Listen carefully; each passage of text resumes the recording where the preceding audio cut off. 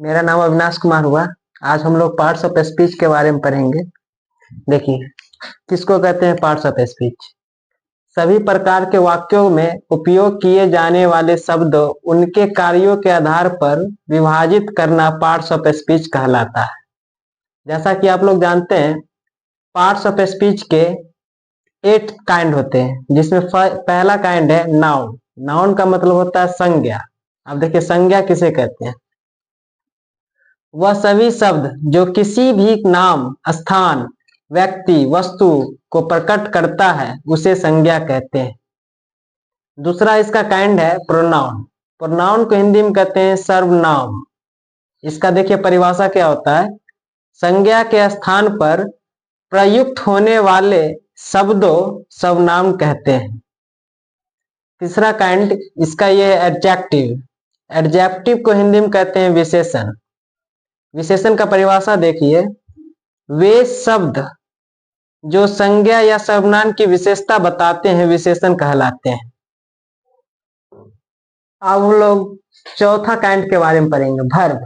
Verb को हिंदी में कहते हैं क्रिया। अब देखिए, क्रिया का परिभाषा क्या होता है? वह शब्दों जो किसी कार्य, संबंध या अवस्था का बोध कराते हैं उसे क्रिया कहते हैं। अब देखिए, पांचवा काइंड के बारे में पढ़ते हैं, इसका एडवर्ब। एडवर्ब को हिंदी में कहते हैं क्रिया विशेषण। इसका परिभाषा है, वे शब्द जो किसी वर्ब, एडजेक्टिव या किसी अन्य एडवर्ब की विशेषता बताते हैं उसे एडवर्ब्स कहते हैं। अब देखिए, इसका छठा काइंड है प्रीपोजिशन, जिसको हिंदी में कहते हैं संबंधवाचक। इसका परिभाषा है, वह शब्द जो वाक्यों में किसी नाउन या प्रोनाउन का संबंध वाक्य के दूसरे शब्द या शब्दों के साथ संबंध बताता है उसे प्रीपोजिशन कहते हैं। अब देखिए, इसका सातवां काइंड के बारे में पढ़ते हैं, कंजक्शन। कंजक्शन को हिंदी में कहते हैं समुच्चय बोधक। इसका परिभाषा होता है, वह शब्द जो दो शब्दों, वाक्यांशों को जोड़ते हैं उसे कंजक्शंस कहते हैं। अब देखिए, इसका आठवां काइंड है इंटरजेक्शन। इंटरजेक्शन को हिंदी में कहते हैं विस्मयादि बोधक।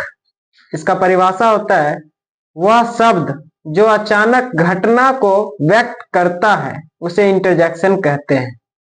इसका एग्जाम्पल होता है, जैसे भावना हो गया, खुशी हो गया, दुख हो गया, गुस्सा हो गया इत्यादि।